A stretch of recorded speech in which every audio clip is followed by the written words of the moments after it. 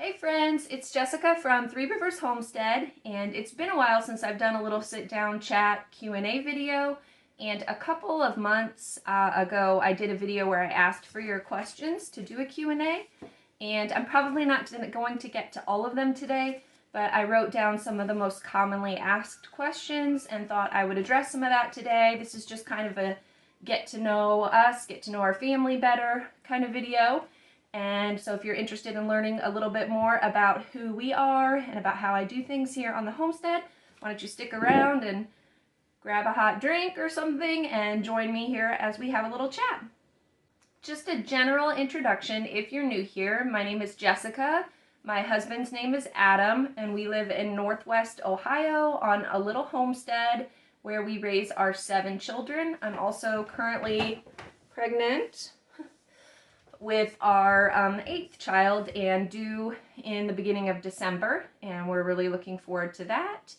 And we raise on our homestead here, we raise lots of our own meat, our beef and our poultry. We have a garden. We sometimes keep bees. I lost my bees last winter and I'm still trying to catch a wild swarm, but we do all sorts of homesteady things around here. I love canning, as you can see on the shelves behind me. And my channel here is just about motherhood and getting back to the simple lifestyle that I love and sharing that with my children, homeschooling my children. That's what we're all about here. So kind of tying into that, one of the questions I got was, how old was I when Adam and I got married, and did we always plan to live this lifestyle? So when we got married, I was 25 and Adam was 30. He's about 4.5 to 5 years older than me. And then we had Gabriel immediately 9 months after we got married, and we've just kind of been having children ever since. We did not originally set out to live this lifestyle. It sort of happened. I feel like it was a journey that God has taken us on. He's just kind of revealed things to us over the course of our marriage and kind of pushed us towards this lifestyle. A lot of factors led to the decision, a lot of them having to do with needing to have access to whole foods, healthy foods for the sake of healing. In other videos I've mentioned that my oldest son has anaphylactic food allergies to dairy and peanuts. Originally, he had many more allergies. At one point, he was allergic to eggs, soy, pineapple, tomato on top of the dairy and peanuts, and he outgrew the other allergies by the time he was about 4 or 5, and he's been left with ever since just the dairy and peanuts. And at this point, it doesn't look like he's going to outgrow those. It would take a miracle, which we still pray for. But those food allergies, we discovered them when he was 2 months old. He was our oldest child, and that sort of set us on this journey toward needing to have access to home-cooked food from scratch because the foods in the grocery store or in restaurants were not safe for him. It also is kind of the first way that homeschooling, the idea got put into our heads because we thought about the idea of putting him in school as he reached school age, and we realized that that definitely wasn't a safe option for him given the severity of his allergies. And so we started looking into homeschooling, and then as we talked to more families that homeschooled and researched it more, we realized that the food allergies were just what opened the door to it for us. There were many other reasons that we wanted that lifestyle for our family. On top of that, I have Crohn's disease, and it was a journey in the beginning of our marriage, and as I was beginning to have children and figuring out how to heal myself and not have to rely on the very toxic medications that I was relying on to remain in remission. And so I figured out a way to work on healing and to wean off of those medicines, but I also needed access to whole foods, foods that I could cook from scratch. So the homeschooling, our dietary needs, both of those sort of led us to this lifestyle where we needed to get closer to the land. We needed a way to raise our own food more affordably to feed our growing family and to heal our bodies. And we also found that this homesteading life was just a good companion to the homeschooling life. It was a great way to teach our children about science and the way God's creation works. It was a great way to teach them life skills and hard work and other things like that. So it definitely, many factors through the beginning of our marriage and as we were having children led us to where we are today. And that's kind of how we ended up here. relating to that, I've had many questions about my diet in particular and why I can't eat a lot of the foods that I make for the family. So as I mentioned, I do have Crohn's disease. I was diagnosed in my early 20s with Crohn's disease. That's when it kind of got out of control and the symptoms kind of emerged. And it was a struggle. Those first probably 5 years after the diagnosis, I was in and out of the hospital. I was extremely sick, on and off steroids and maintenance medications, trying to figure out what would work for my body to keep me healthy. And then as I started having children, I knew I wanted to have a big family, but the idea of taking these toxic medications while I was pregnant and while I was nursing babies, it just didn't feel like a great idea to me. And so I really started to look into alternative ways to heal my body and not have to rely on those medicines.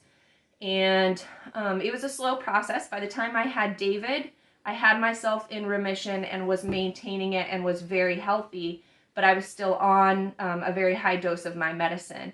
By the time I had Elizabeth, 4 years later, I had weaned myself down to the lowest possible dose of my medication possible.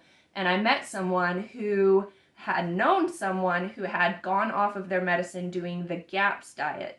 If you're not familiar with that diet, I believe the acronym GAPS stands for Gut and Psychology something. I don't know. But it's basically the point of the diet is that if you get your gut microbiome in balance, it will heal all sorts of problems, autoimmune conditions, psychological things, ADD in children, all sorts of things. And so at that point, I just wanted to go off my meds. I was willing to give anything a shot. And I prayed really hard about it, and the Lord said, let's try this. So I took a leap of faith, went off of my medicine cold turkey, and went on the full GAPS diet. And if you're not aware what that is, it is a diet that is very low grain, basically no grains, no sugar, just a lot of meat, certain vegetables. You eat a lot of broth. You eat a lot of probiotic foods like sauerkraut, and fermented foods, excuse me. And you also take a therapeutic regimen of probiotics to help kind of get your microbiome in balance. So I did that introduction GAPS diet, which is very difficult, but we did it.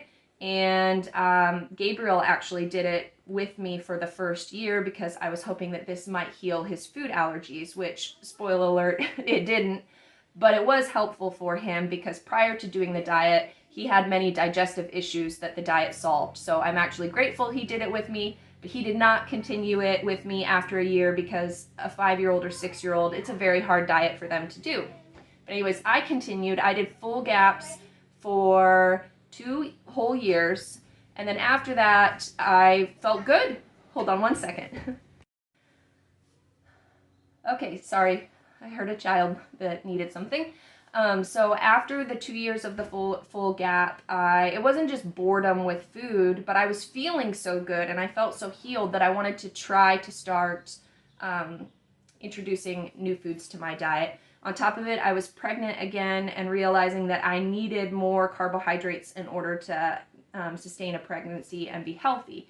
And GAPS diet does almost zero carbohydrates. I'm pretty much in ketosis the whole time that I was on full GAPS. And so I added in the grains that my body could tolerate. I did rice, some other starches like potatoes that I wasn't previously allowed, just a few things like that that you'll see me eating now that my body will tolerate and won't cause my Crohn's to flare. And that's sort of where I am now. I pretty much do a modified version of GAPS. I do allow myself, as I mentioned, to eat the potatoes and rice and sometimes things like corn chips, tortilla chips, things like that. But otherwise, I do not eat gluten or wheat or oats. I don't eat refined sugar. I do allow myself to eat honey and maple syrup. I don't eat soy. Basically, I haven't eaten at a fast food restaurant or a traditional restaurant this has been close to a decade now. I believe I started 9 years ago on this diet.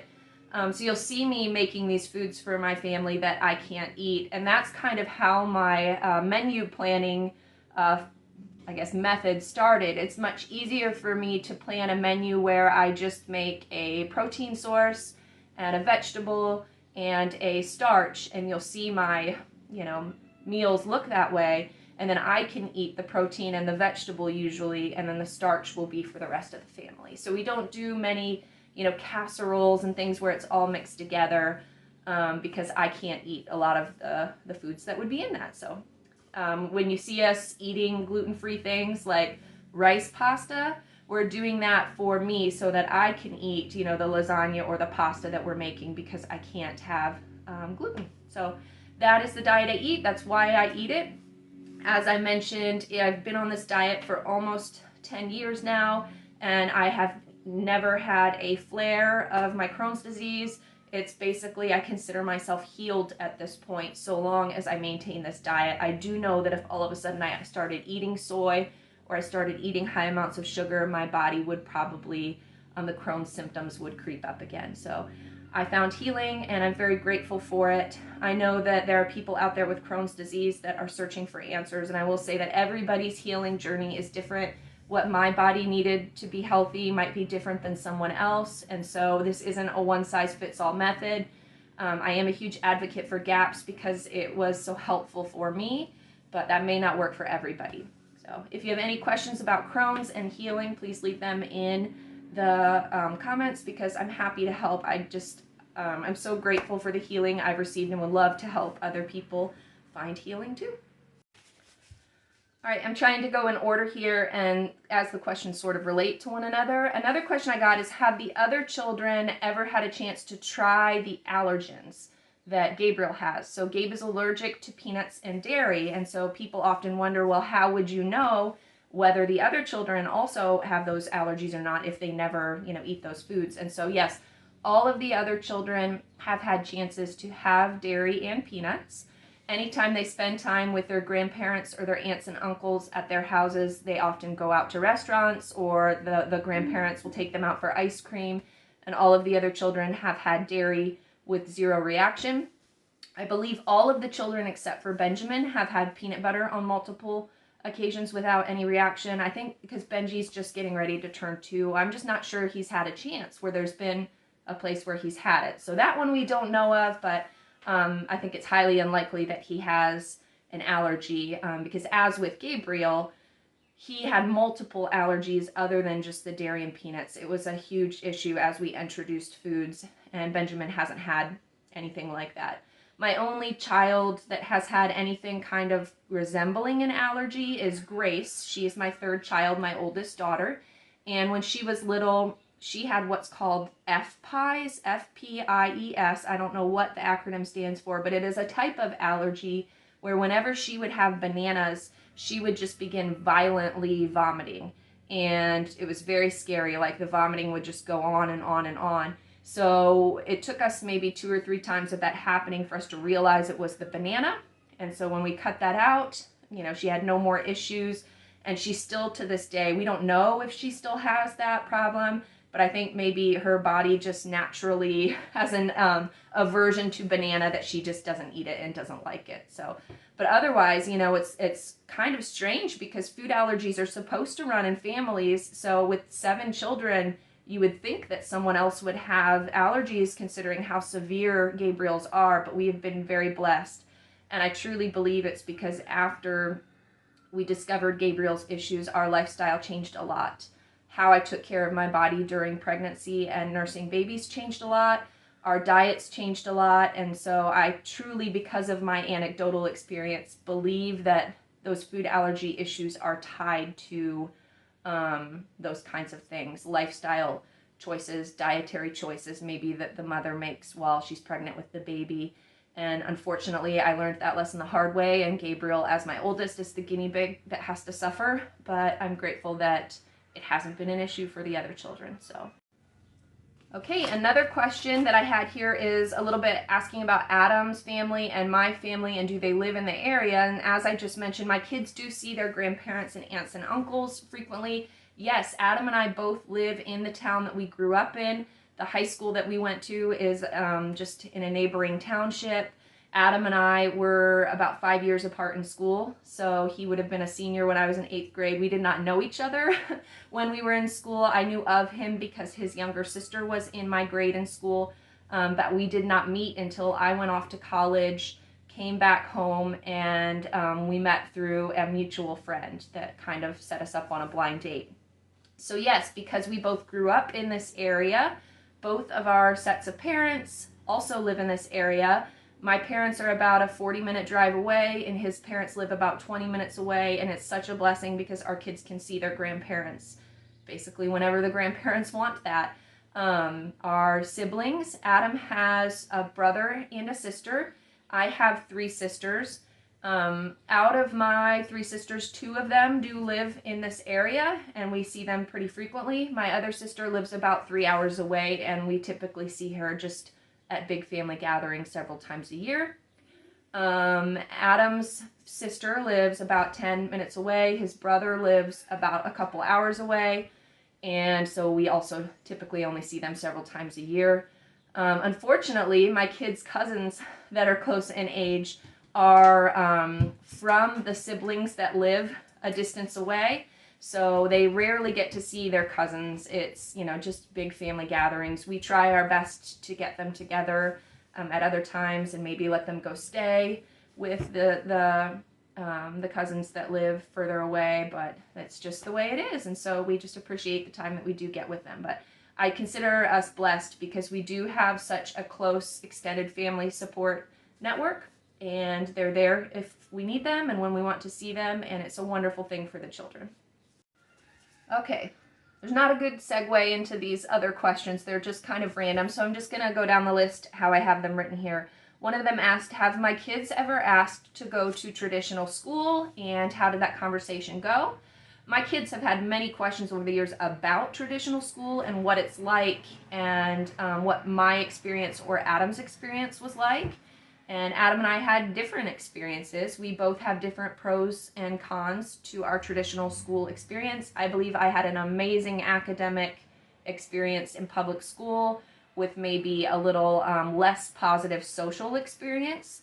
Adam had an amazing sports experience in school. He was kind of a star athlete and loved that about public school. Maybe academics weren't his favorite part or what he would see as a pro.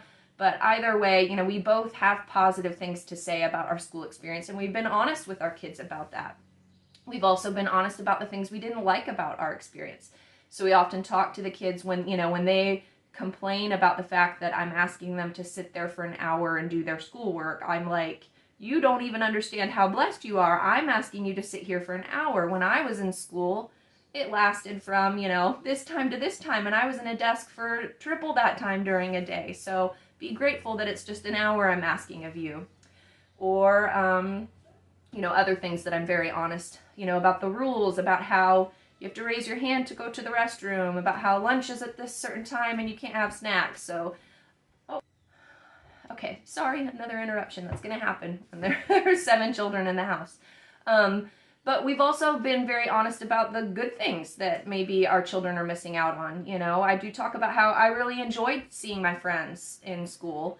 I enjoyed, the social aspect of it. And so I have had, in particular, my girls are more social maybe than my older boys. And so my girls have been curious about what would school be like and the amount of friends that they would have.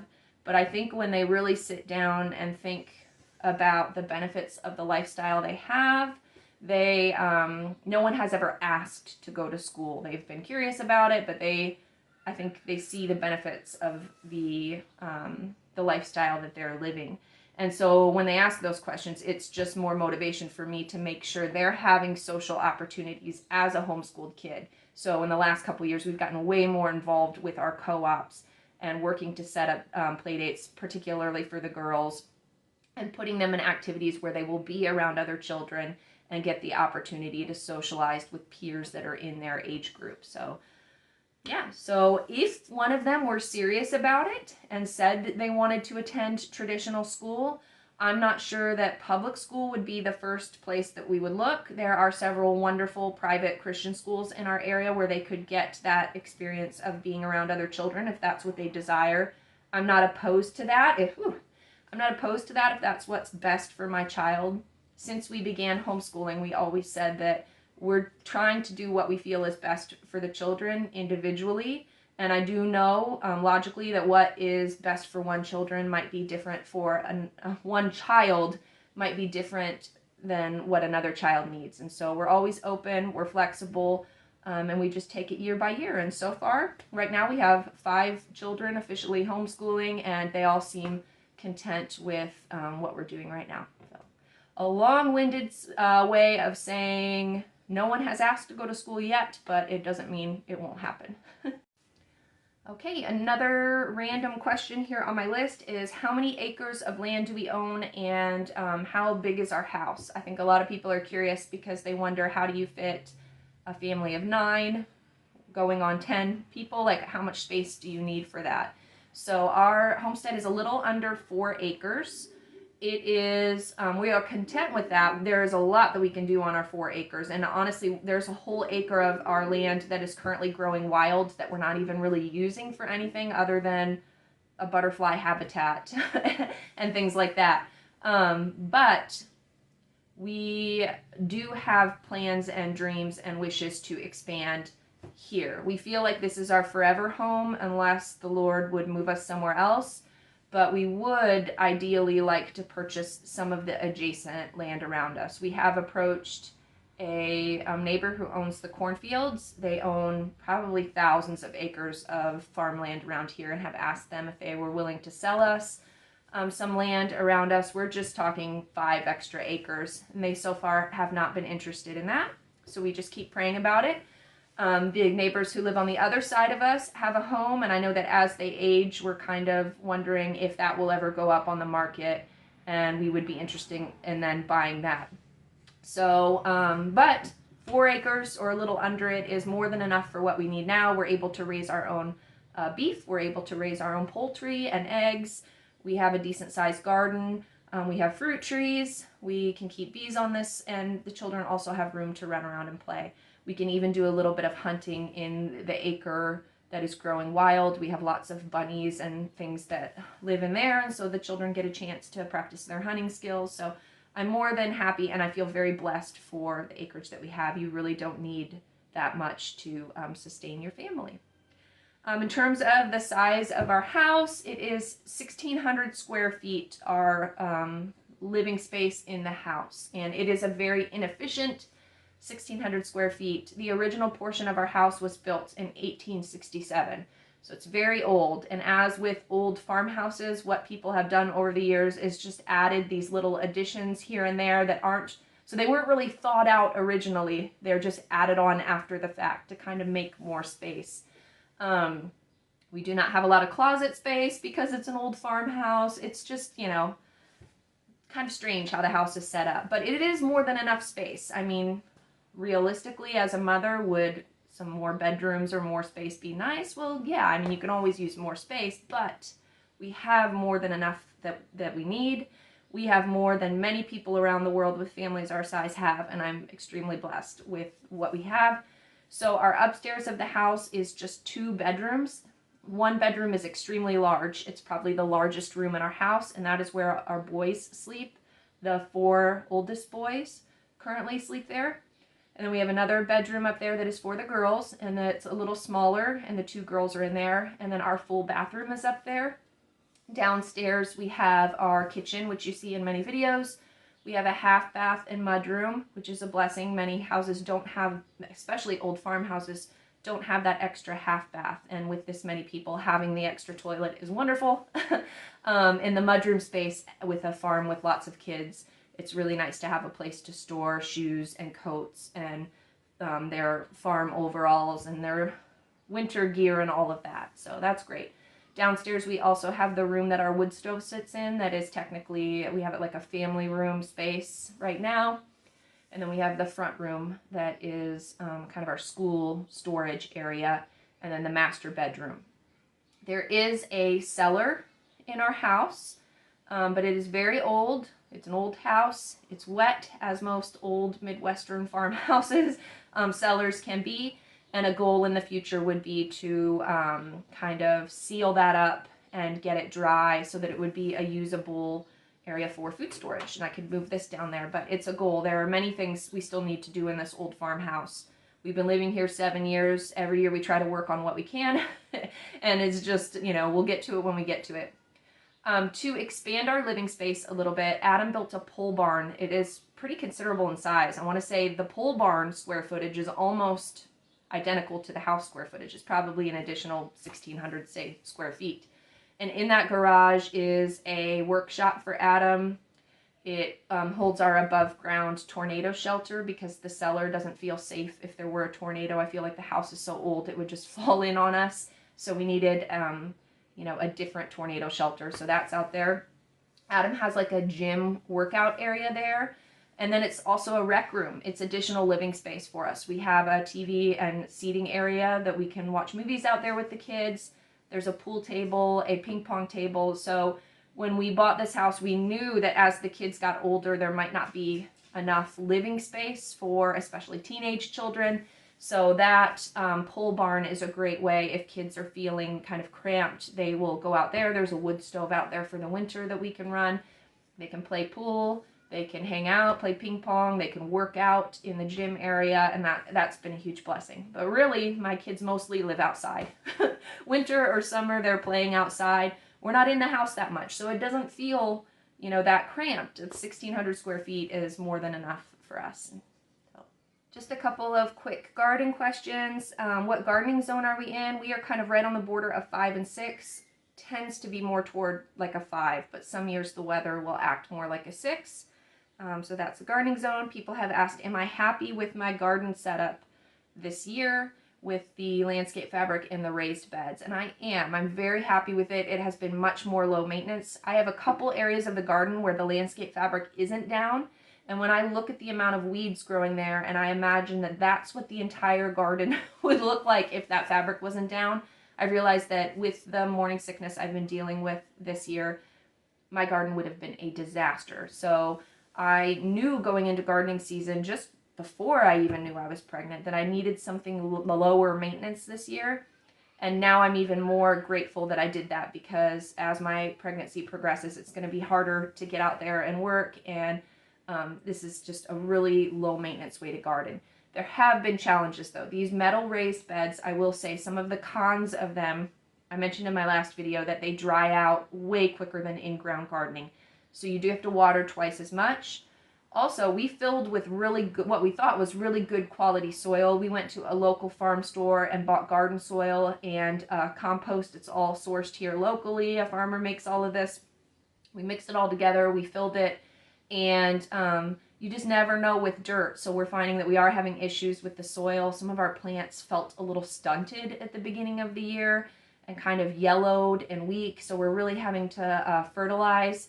And I guess that's how it is with any new soil you bring into your garden. It just takes a couple years to get it to where it's, you know, good quality and suiting your needs. So there's a little bit of growing pains with the new setup, but overall I'm completely pleased with this. And I feel like next year is where I'm going to be even more pleased, because this year it took a lot of work to get it set up.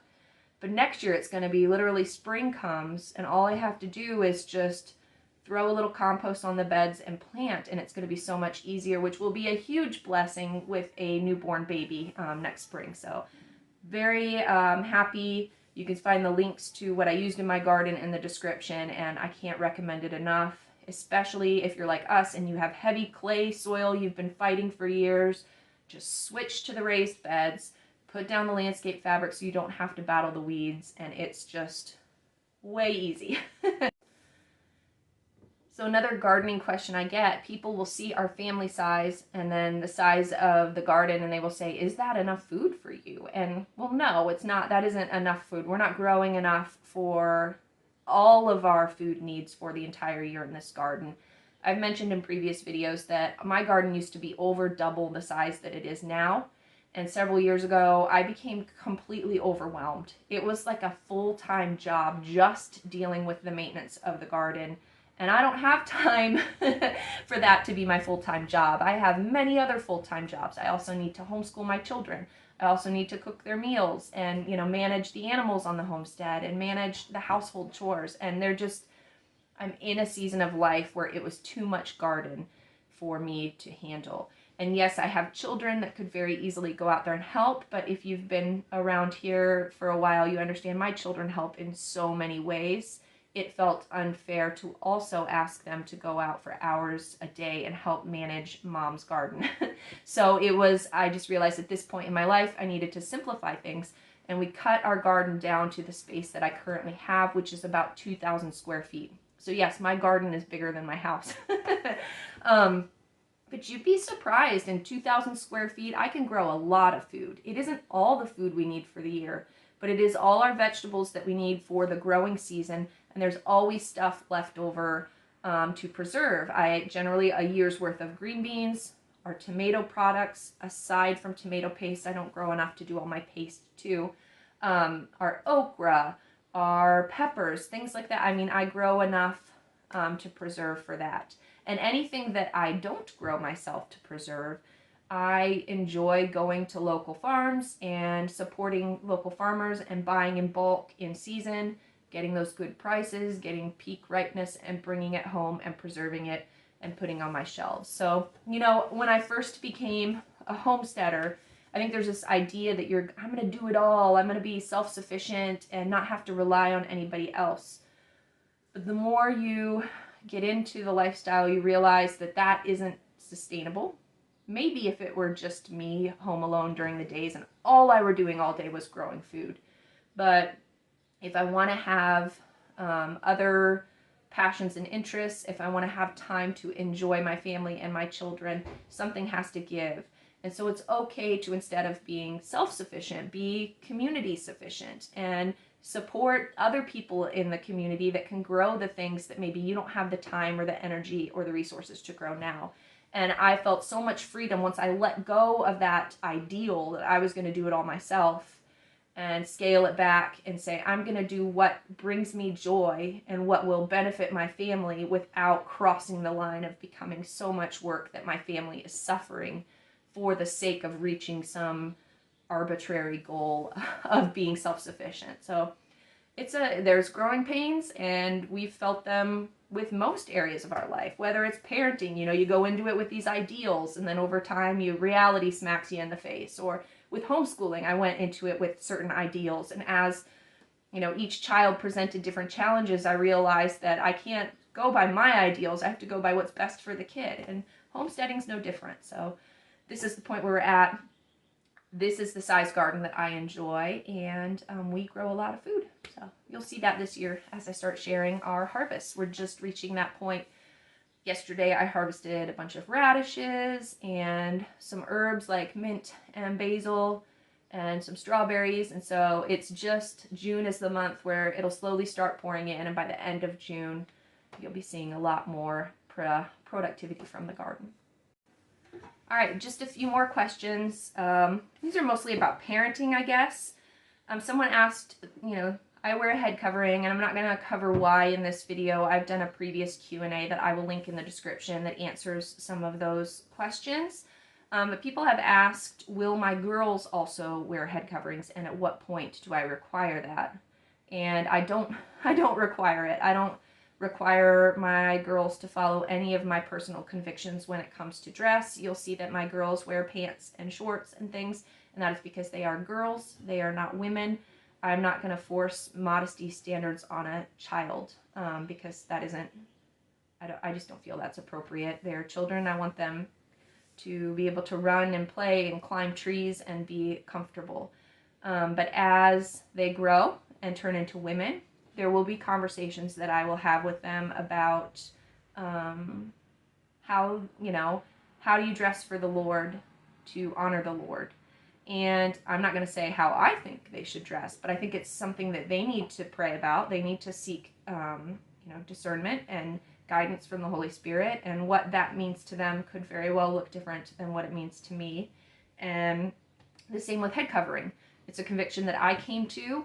And if I've learned anything from watching other families that I know or know of that have very strong convictions in these kind of non-salvation based issues, is when you as a parent try to force your beliefs on your children. Yeah, it's kind of rolling the dice. Some of them might decide, yeah, that's a good idea, I'm going to follow it.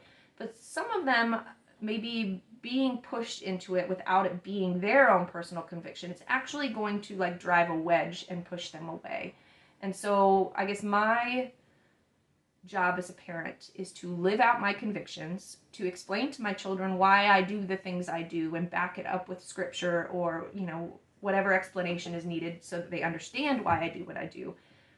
But then to let them sit with that, think about it, pray about it, read the Bible, and come to their own conclusions. And ultimately, as I mentioned, when it comes to non-salvation issues, that's the choice that I've made as a parent. I want them to freely come to their convictions. And I guess it's because I was saved, I found Jesus as an adult, or Jesus found me as an adult, however you want to look at it. And I had to, in my early 20s, figure out what that meant to me, what it meant to be a Christian. And so I was reading my Bible, reading things, and deciding what scripture meant, and from what I'm reading, come up with my convictions. Okay, I'm a Christian woman. How should a Christian woman dress? And so I read about that. What does modesty mean? And I read about it.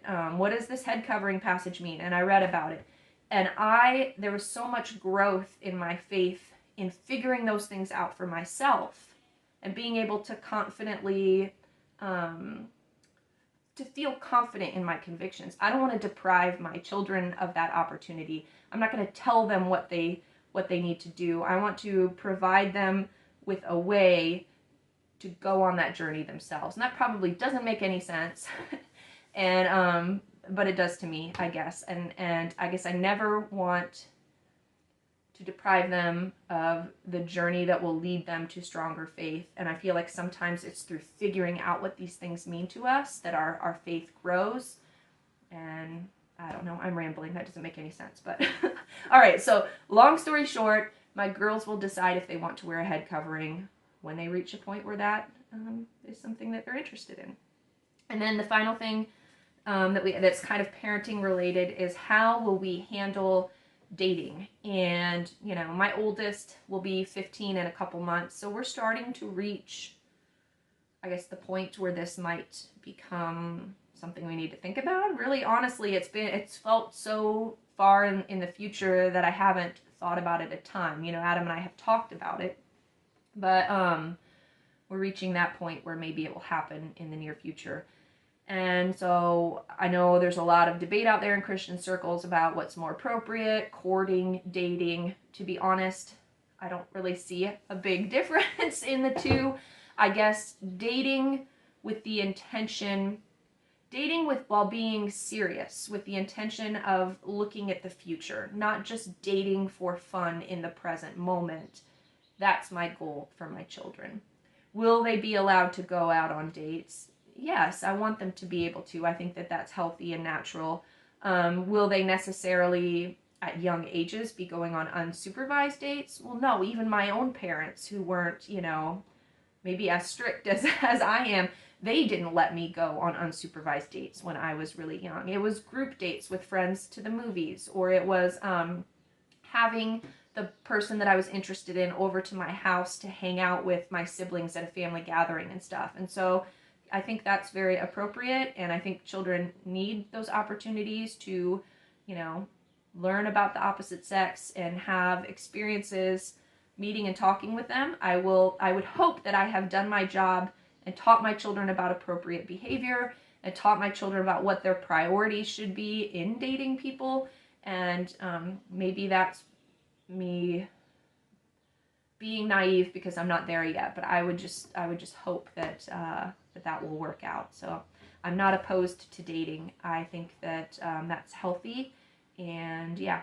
So no arranged marriages here, no strict, you will not be around boys until you're, whatever. It just, I guess we'll cross that bridge when we get there. But as of now, I feel like, dating with the right oversight and accountability is a healthy thing for children. So All right, guys, I'm getting really rambly, which is usually a sign I need to stop, or I'll just keep rambling longer.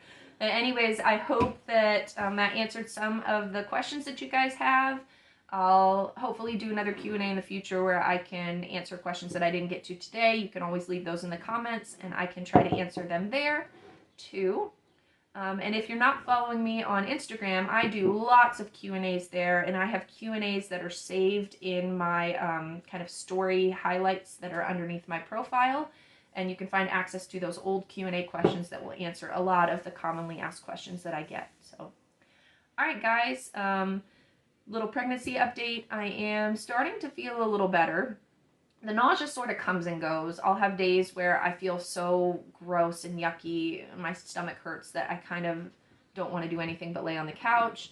Then I'll have days where I have these spurts of energy, and so for me, I'm just trying to, take advantage of the good days and really kind of rest on the bad days.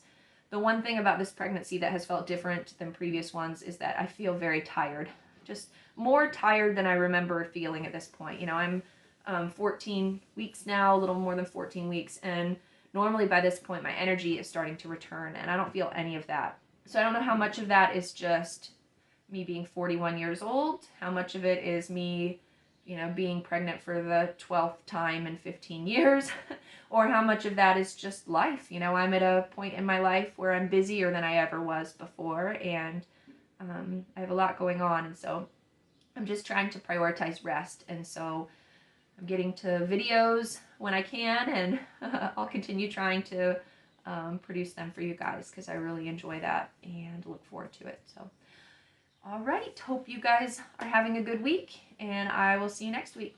Bye.